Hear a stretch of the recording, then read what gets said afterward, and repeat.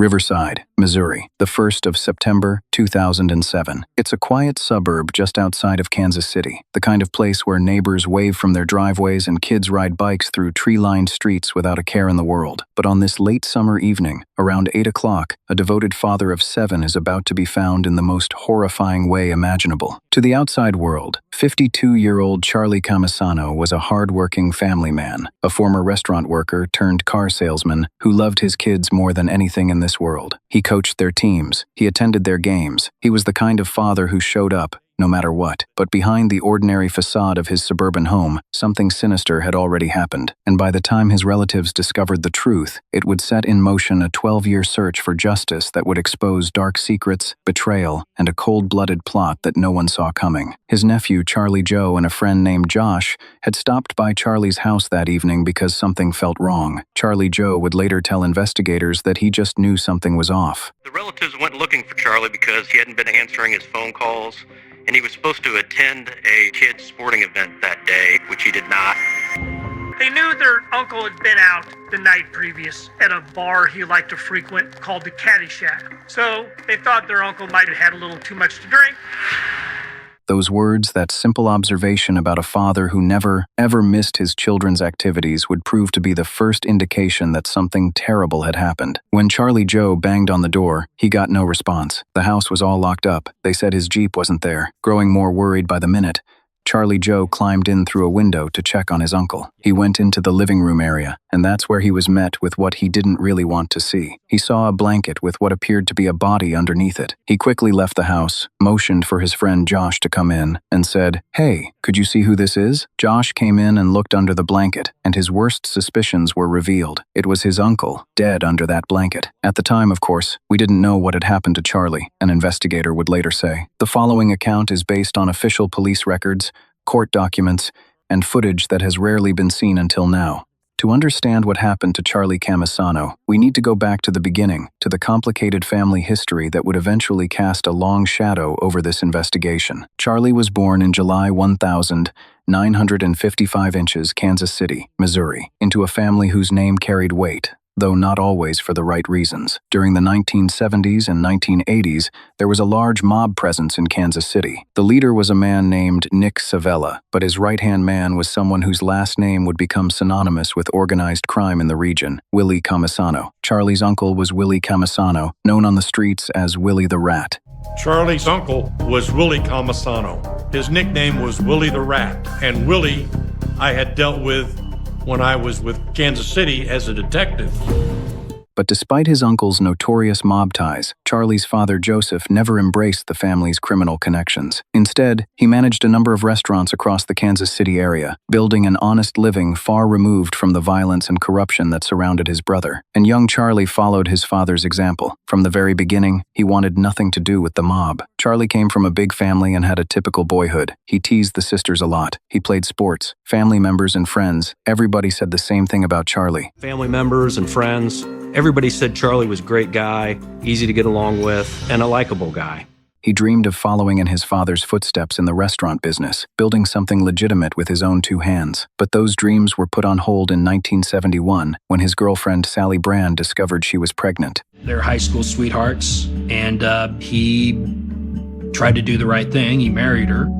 Charlie and Sally's son was born in August 1972, and a daughter soon followed. To support his growing family, Charlie worked in his father's restaurants and took odd jobs, doing whatever it took to provide for his wife and children. Those who knew him described a man completely devoted to his kids. He really cared about his kids, and he really worked hard at taking care of them and providing for them. He was a good parent to all of his kids. As the years went on, Charlie and Sally grew apart. They were married for a few years, a family friend explained. It didn't work out, but they remained friends. Even in divorce, Charlie showed the grace and decency that defined his character. Not long after his divorce was finalized, Charlie was working in one of his father's restaurants when he met a young waitress who would change the trajectory of his life forever. Her name was Letty Rivera, and from the moment they met, nothing would ever be the same. She was tough, and she was good looking, and she was funny, and she just, didn't take any flack from anybody. Born in 1,960 inches, Nebraska, Letty grew up in a religious family, but it was soon clear that she wasn't the church-going type. Letty was a very wild child. Her parents sent her to this Christian reform school in Texas. I think that probably made the situation worse. Letty ran away. At 17 years old, Letty ran away from the reform school. She started moving around the Midwest, eventually marrying and giving birth to a daughter before that young marriage suddenly fell apart. She ended up settling in Kansas City, where she got a job in the Camisano restaurant, the same restaurant Charlie was operating in Parkville. That's where Charlie met Letty. The two hit it off right away and quickly started a relationship. Charlie and Letty were not married, but they lived together for a long time. After more than 6 years together, Letty gave birth to their first son in October of 1986. Over the next decade, 4 more children followed. Those who knew the family said Letty was a good mother in those early years. Letty was a good mother. She was always, she tried to tend to their needs, make sure they were dressed nice, and they had good meals, and had a lot of time with their friends. And Charlie? He remained the devoted family man he'd always been. Charlie was a pretty loving family man. I mean, he loved his kids. He would do everything, for his kids. But by the time their 5th child was born in 1996, cracks were beginning to show in their relationship, cracks that would eventually become chasms. For the sake of the children, Charlie and Letty did their best to make things work. Charlie Camisano came from a very tight-knit Italian family, an investigator later explained. Valued marriage. He thought he needed to do the right thing. Since they had kids together, after 19 years of living together, Letty and Charlie finally tied the knot in October 1999, hoping that marriage would strengthen their bond, would save what was already broken. But unfortunately, things got even worse. By August of 2001, the relationship was over. The divorce that followed was brutal. There was a lot of dislike that was going on back and forth between Letty and Charlie, and they were divorced. This was a long, drawn-out divorce process. There was motions to modify filed by both Letty and Charlie during this. The courtroom became a battlefield, and the children were caught in the crossfire. Eventually, Charlie left the restaurant world and started work at a local car dealership, while Letty followed her passion and started painting houses. We both had our own businesses, and we were in home remodeling. I did wallpaper and painting, and she did some of the same things and did woodworking, but I think painting was her forte. Not long after her divorce, Letty met Letty Straight. At first glance, Terry couldn't have been more different from devoted family man Charlie.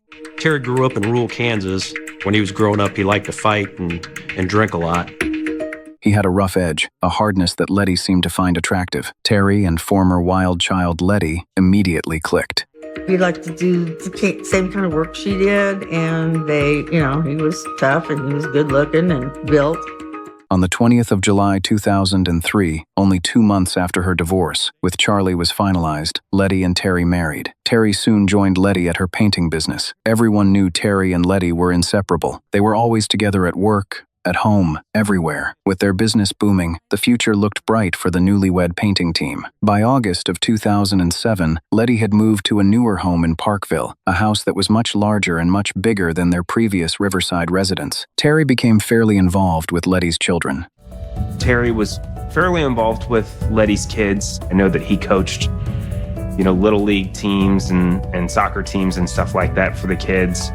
On the surface, it looked like everyone was moving on. By late summer of 2007, Charlie and Letty were living their separate lives. Charlie had primary custody of the 5 children he shared with Letty. He was making it work as a single dad, juggling work and parenting the way he'd always done, with dedication and love. But for Charlie, his life as a single dad would soon end with his unexpected death. After first responders arrived at Charlie Camisano's home on the 1st of September 2007, one of the patrol officers lifted a corner of the blanket covering the body on the living room floor. What they found beneath was nothing short of horrifying. Charlie had been shot in the back of the head. He had multiple gunshot wounds to his torso in addition to his head. 6 bullets in total had been fired into his body. He was lying face down with the blanket on top of him, an investigator recalled. The scene told a story of cold, calculated violence. Some of the bullet wounds were at close range, indicating the killer had been standing directly behind their victim. He had no defensive wounds, the detective noted.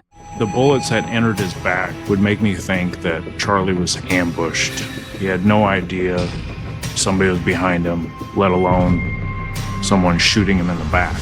One of the bullets that went through his chest area was found laying on his chest when they rolled him over. Charlie Camisano had died quickly, without ever seeing his killer's face. As investigators examined Charlie's body more closely, they found a potential clue to the killer's identity, clutched in his hand. When they processed his hands, they found a couple hairs, an investigator explained.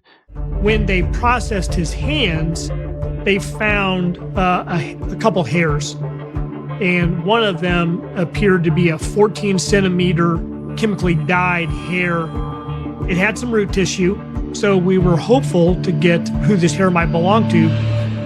A chemically dyed blonde hair. Someone who had recently colored their hair had been close enough to Charlie to leave that evidence behind. Investigators photographed it, bagged it, and sent it to the crime lab. It might be nothing, or it might be everything. As the crime scene unit continued their work, detectives turned their attention to the rest of the house. What they found, or rather, what they didn't find, was striking. The entire residence was secured. The doors were locked. There was no forced entry. There were no broken windows. You would think a door would be kicked in, one detective observed, but there was nothing of that sort at the house. Whoever killed Charlie Camisano had either been let in willingly or had a key. Charlie's wallet was there. He had money. He had bills as well as change in his pocket. Everything else was intact. There wasn't any obvious sign that anybody had committed a burglary or robbery. Charlie's house, it wasn't immaculate because several kids lived there with him. But that night, the kids were with his ex-wife, Letty Straight.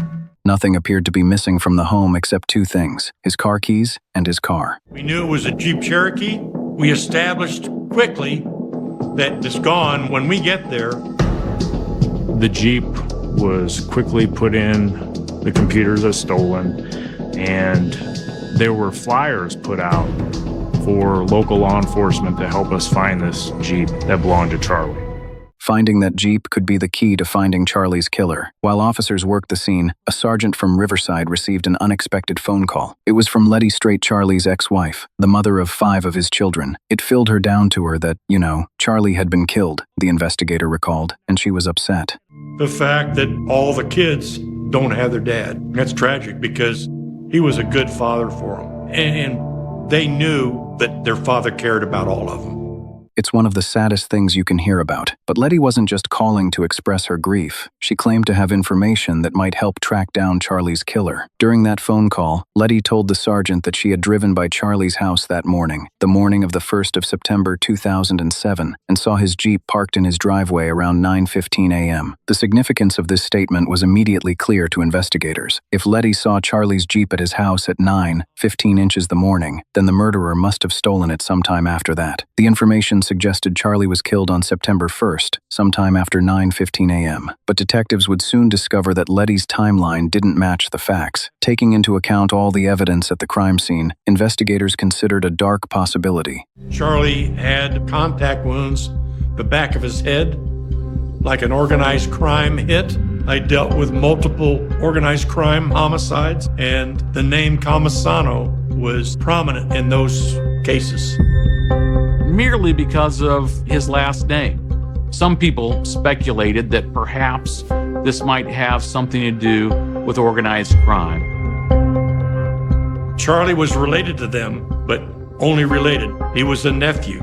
We checked with the FBI and with Kansas City to verify that Charlie had never had any relationship or even association with organized crime in Kansas City. Charlie had spent his entire life distancing himself from his uncle's legacy. He was a restaurant worker, a car salesman, a devoted father. The mob had no reason to kill him, so if it wasn't organized crime, who would want Charlie Camisano dead? With the mob ruled out, detectives took another look at the crime scene. One detail in particular began to gnaw at them: the blanket. Charlie Camisano's body had been covered with a blanket. Why would a killer cover the body with a blanket? It's a question that haunts investigators in cases like this. Why would a killer cover the body with a blanket? You don't want to look at the body because there's a connection there. Whoever killed him didn't want somebody to see him the way he was. When you look at the crime scene, mafia hits, if you will, kind of do 2 things. They resolve a problem, but they send a message. A locked door, a blanket over the body. These are not acts of someone who wants to send a message. This did not have any hallmark of any type of mafia hit. There was no evidence at all that indicated that was the case. This was probably somebody who was close to Charlie Camisano.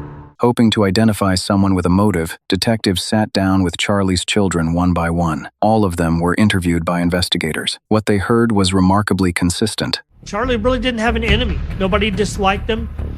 He wasn't in debt to anybody. So there wasn't really any other place to look.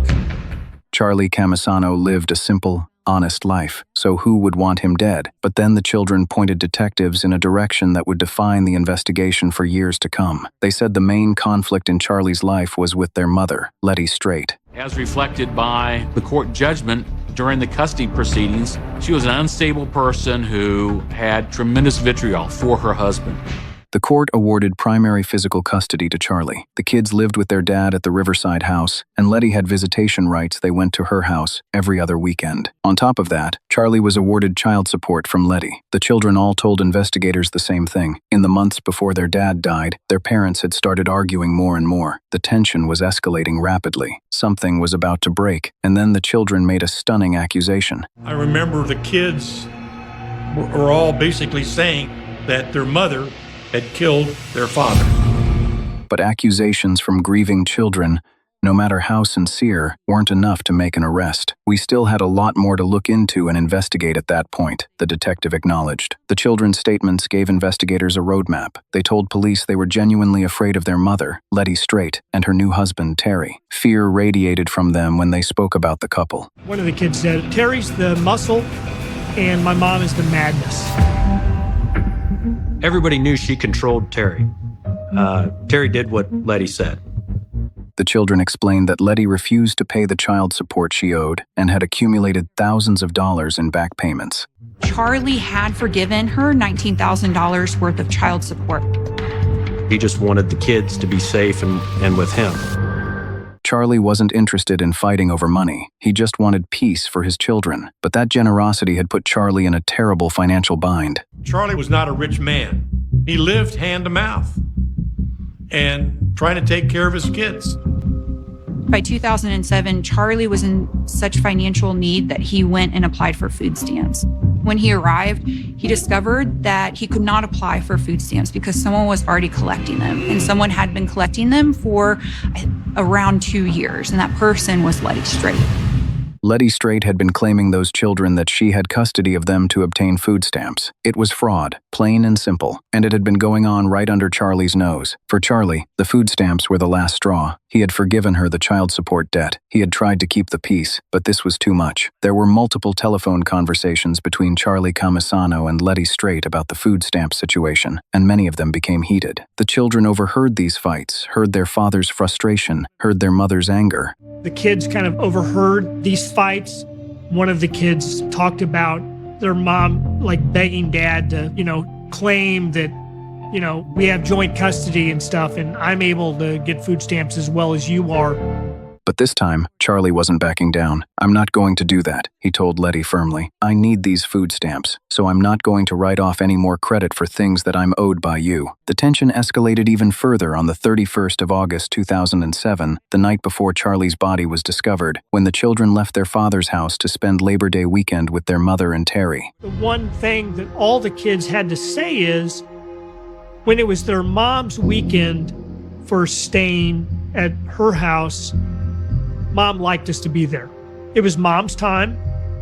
What was unusual about August 31st of 2007, 3 of the 4 youngest Camisano children were not going to be spending the night at their mother's house. They were going to be spending the night at friends' houses.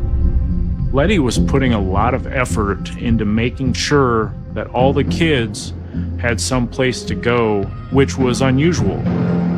Why would a mother who demanded her visitation time suddenly work so hard to send her children away on her own weekend? By early evening, Letty and Terry had found somewhere else for all of the children to stay except for the youngest son. What happened next would become one of the most chilling pieces of evidence in the entire case. On the night of August 31st, he was upstairs in the living room watching TV. When, being a young kid of 9 or 10 years old, he decided he was going to go play a joke on his mom. He quietly snuck downstairs to his mother's bedroom, and it was dead quiet in the house, and he heard his mother whisper, "We have to kill him." He was terrified by this statement, went back to his room thinking perhaps, as a 9-year-old boy, they were talking about killing him. So he went upstairs, packed his bags, and then they took the youngest boy, who was the last one in the house, to his friend's house that night. All the young Camisano children were scattered across the Kansas City metropolitan area. The two places they were guaranteed not to be that night, Letty Straight's house and Charles Vito Camisano's house. The Children's Division later intervened. The children had initially been placed in the custody of their mother after Charlie's death, but ultimately the agency determined that was not an appropriate placement, and they began to live with other family members. "We got to do more than just go on what the kids say," an investigator acknowledged, "so we have to prove it." In search of more evidence, detectives went downtown to the Caddy Shack, the bar where family members said Charlie had spent his last night alive. They interviewed everyone who had been there with him on August 31st, and what they heard was disturbing. Everyone that we interviewed knew that very often Letty would threaten Charlie's life. These weren't secrets. Charlie's friends at the bar knew about the threats. They'd heard him talk about them. Bar patrons told police that on August 31st, Charlie had seemed more worried than usual. There was something weighing on him, a fear that his friends could see in his eyes. Letty Straight, her animosity toward her ex-husband was growing and growing. And Charlie Camisano saw that things were about to get out of hand, was thinking about a way to protect himself. He was concerned to the point that he was contemplating buying a cap and ball gun. Charlie Camisano was scared enough that he was thinking about arming himself. That's how serious the threats had become. Friends said that when Charlie left the bar around 12:30 the morning, he issued a chilling warning to everyone around him, words that would haunt them after his death. Charlie had told people that if anything ever happened to him, that Letty probably did it. He knew. On some level, Charlie Camisano knew that his ex-wife might kill him, and he wanted people to know who to look at if something happened. Though they'd collected significant circumstantial evidence pointing to Letty, investigators needed something more concrete. A break came on September 5th, 4 days after Charlie's murder, when detectives finally located his missing Jeep. It was found just a few blocks away from the Caddy Shack bar. Investigators conducted an area canvass, going door to door, talking to residents to see if anyone had seen the Jeep arrive. What they discovered directly contradicted Letty's story. Investigators were able to find several residents of that neighborhood who indicated that Jeep had showed back up in the middle of the night. That was important because it's a different timeline than Letty Straight led authorities to believe. Letty told officers that she saw Charlie's Jeep at 9:15 on September 1st. So many of the things that Letty Straight said simply didn't match the facts of this case. The car seemed clean. There was no damage to it. That was noteworthy. It looked like somebody just parked it there. They processed the Jeep both for fingerprints and DNA, steering wheel, driver's steering column, door handles, windows, things like that. While detectives waited for the DNA and fingerprint results to come back from the lab, they secured a search warrant for Terry and Letty's house. Officers approached the residence and knocked on the door, trying to get Letty and Terry to come out peacefully so they could execute the warrant. But Letty and Terry made it crystal clear they had no interest in cooperating. They told them they're not coming out. They were possible suspects of a homicide, so they ended up calling a tactical team. The crisis negotiators and the SWAT team surrounded the house. When she found out the whole house was surrounded, she and Terry thought discretion was the better part of valor, and they surrendered. Detectives transported Letty and Terry to the station and placed them in separate interrogation rooms. The interviews that followed would prove revealing, though not in the way investigators initially hoped. Starting with Letty, police got right to the point. Did you have anything to do with Charlie's death? No. Did you take his Jeep? No. Do you know who did? No, I do not. Letty told investigators that she and Charlie had gotten beyond their differences and were getting along now, but detectives knew this wasn't accurate. Everyone else they'd spoken to told them something very different. The fights, the threats, the escalating tension, none of that matched Letty's version of a peaceful co-parenting relationship. We were divorced, but, he was still the father of my kids, and, he was a good man.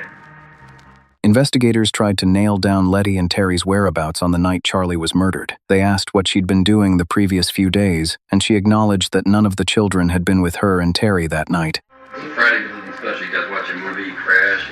Yeah, when we come home, we sit in the living room and just kind of bed. On Saturday morning, you were going to a job? Yeah, we went to work Saturday. Charlie was going to pick the kids up Saturday after he got off work. In the other interrogation room, detectives weren't having any more luck with Terry. He didn't know what was going on, and he wasn't involved in anything. He didn't want to talk anymore.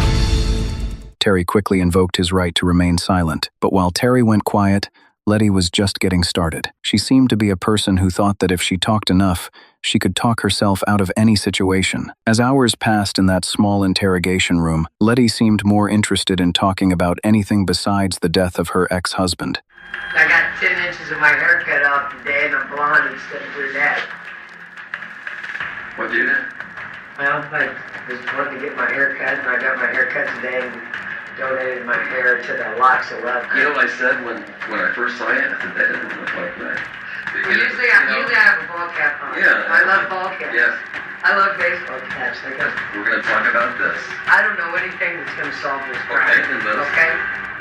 But as Letty began to run out of steam in the early morning hours of September 6th, investigators pounced. I can tell you this much, okay? I know for a fact there's some things that you have told us that are not true. I'm here to give you a fair shake, okay?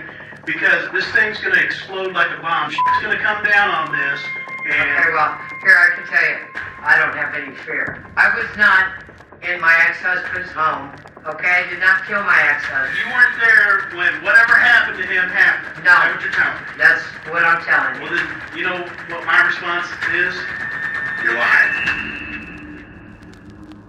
I've said as much as I should say, okay?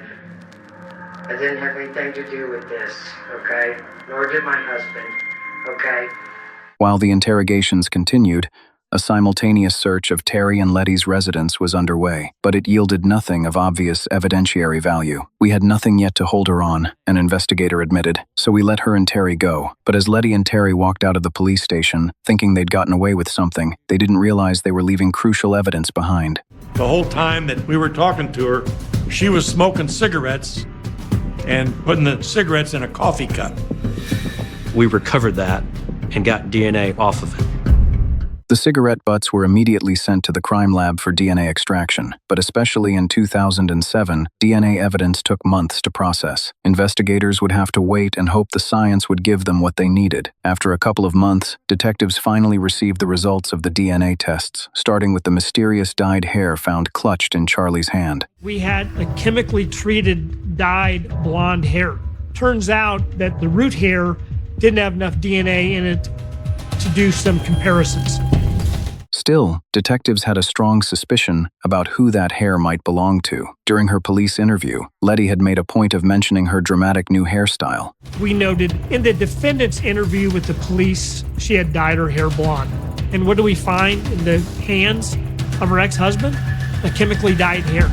The results from the DNA swabs of Charlie's steering wheel proved more promising. They determined that the DNA that was on the steering wheel not only belonged to Charlie, but there was a female DNA hit as well. The DNA on the steering wheel was a somewhat match to Letty. It was a match to somebody in her maternal side. It was compelling, but prosecutors needed more. I knew in my heart of hearts that Letty Straight had committed this crime. I knew that we had some evidence to be used against her, but I wanted as much as we could get. The Riverside Police Department continued to investigate and continued to do everything they could to try to collect more evidence.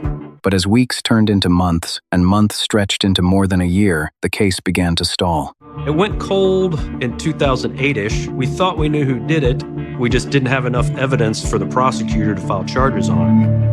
Letty Straight was walking free. She knew the police suspected her, and there was nothing anyone could do about it. But investigators refused to give up entirely. After no new leads surfaced, they decided to pursue another strategy. In October 2009, they discovered that Letty had claimed her children as dependents on her 2008 tax return children she didn't have custody of. She claimed the kids on her food stamps when, in fact, she didn't have custody of them. And she did the same thing on her tax cases, too. So that was fraud on her taxes. While I didn't feel like we had enough evidence yet to go to trial on the murder, I ultimately became convinced that we did have a very solid case against Letty Straight for tax fraud. In April 2011, more than 3.5 years after the murder, the charges stuck. Letty was sentenced to 3 years in prison for attempted tax evasion. It wasn't justice for Charlie, but it bought investigators time. They hoped her time behind bars might lead to more. We knew that she was a talkative person, and I thought at some point that she might give up to somebody what she had done that night when she murdered her ex-husband. While Letty sat in prison, technology continued to advance. After a few years passed and Letty's release date grew closer, detectives revisited the DNA collected from Charlie's steering wheel with fresh eyes and new tools. They've improved DNA technology a lot, and we were hopeful to do some mitochondrial DNA testing. Mitochondrial DNA testing is a form of DNA testing that tests the maternal lineage of who that hair might belong to. Our crime lab people tell us that if we can get that maternal strand of her relatives, they can exclude each of them, which will make the DNA a higher hit probability. We contacted everybody in her maternal side. A few of them, we had to get search warrants for their DNA because they wouldn't comply, but all the kids helped. Detectives gathered DNA samples from every maternal relative they could find. Then came months and months of waiting while the lab processed the results. When the results finally came in, they were devastating for Letty Straight. The frequency of that DNA was a 440 million to 1 match of Letty Straight. Then detectives received another breakthrough from an unexpected source. Former friends of Terry Straight named Alice and Ron Goddard came forward with crucial information. Miss Alice Goddard had called, and she expressed that her husband had loaned Terry a gun several years earlier, a .25 auto Titan handgun. That would be the same caliber of the weapon used at our murder of Charlie Camisano. At that point, it felt like a second wind had hit us. I felt we were getting somewhere. It was now progressing. The grand jury convened in 2014, 7 years after Charlie Camisano's murder. After reviewing all the evidence, the DNA, the testimony, the children's statements, the ballistic match to Terry's borrowed gun, they reached their decision. They were both indicted that December of 2014 for first-degree murder of Charles. On the 12th of December 2014, just months after Letty was released from prison for her tax fraud conviction, detectives arrested both Letty and Terry Straight for murder. Letty was not happy with us. She had already made it known that the Riverside police were out to get her and she didn't do anything wrong, and we were lying and making things up.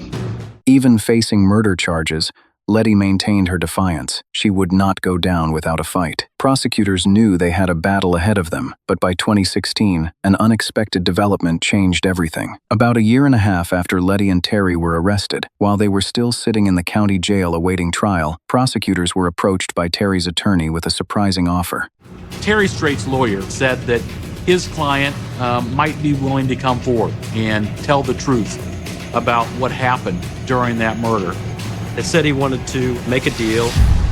Terry Straight's attorneys reached out to prosecutors with a formal proposal. Terry would agree to testify during Letty's trial for first-degree murder. He would tell the truth about what happened on the night of the 31st of August 2007. In exchange, the state would amend the charges against Terry from premeditated first-degree murder to conspiracy to commit first-degree murder, a lesser charge that would mean less time behind bars. It was always my belief that Letty Straight was the driving force in this murder. So ultimately, I was willing to enter into this agreement with Terry Straight. We met with Terry up at the Platte County Jail, and that's where Terry proffered that he did have knowledge about what happened to Charlie.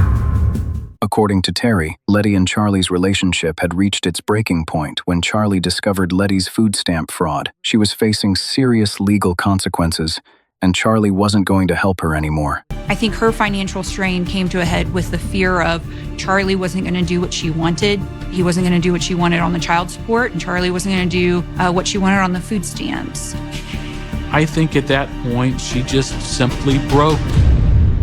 Terry's account of the night of the 31st of August 2007 was chilling in its detail. He said that Letty told him she wanted to talk to Charlie about the food stamp situation while all of the kids were out of both houses, so Terry drove his wife down to the Caddyshack bar, where he knew Charlie spent every Friday night. They found Charlie near his Jeep. Letty got out, talked to Charlie, got back in with Terry and said, "We're going to talk about this. We're going to follow him home." According to Terry, Charlie had told her, "We're not arguing about this here in the street. If you want to come up to the house and talk to me, that's fine." So they followed Charlie back to his house. Terry pulled into the driveway behind Charlie's Jeep. Letty got out of the car. Letty goes inside to talk to Charlie. Letty goes inside to talk to Charlie. Terry's kind of got no dog in this fight, so he's waiting in the car, sees some flashes inside the house. And then Letty ran out of Charlie's house. Letty told him, "Hey, follow me. We're going to take Charlie's Jeep back down to the Caddyshack." So he did. They drove back down to the Caddyshack. Letty parked the car. Letty got in with Terry. He did say that they never talked about it after that.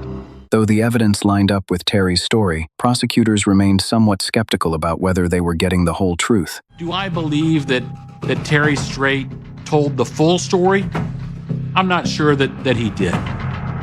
But he certainly told enough to give the jury enough to know that Letty Straight was responsible for the first-degree murder of her ex-husband, Charlie Camisano. In 2016, Terry pleaded guilty to conspiracy to commit first-degree murder. His sentencing was delayed until after Letty's trial. In January 2020, more than 12 years after Charlie Camisano's murder, Letty Straight's trial finally began. The courtroom was filled with family members, investigators who had worked the case for over a decade, and the children who had grown up without their father. Terry Straight took the stand as the state's star witness. He looked at the woman he had married, the woman he had protected for years, and he told the jury what really happened. When Terry Straight testified at trial, he put Letty Straight in the home at the time of the murder.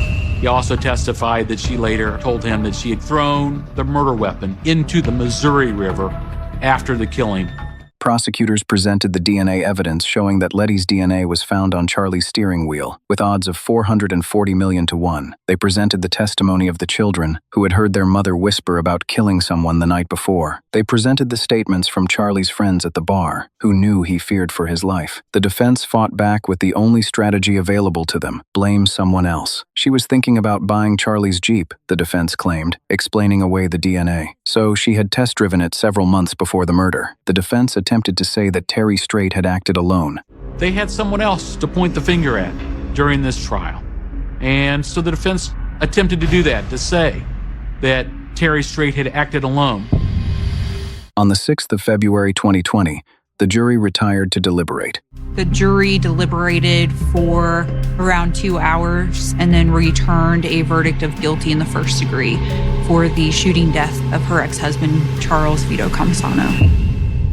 Letty's conviction meant she would receive a mandatory sentence, life in prison without the possibility of parole. She would never walk free again. This case reminds us that evil can hide behind the most familiar faces, that the person you trust the most can become the person who destroys you, and that sometimes the most dangerous person in your life is the one you once let into your home and into your heart.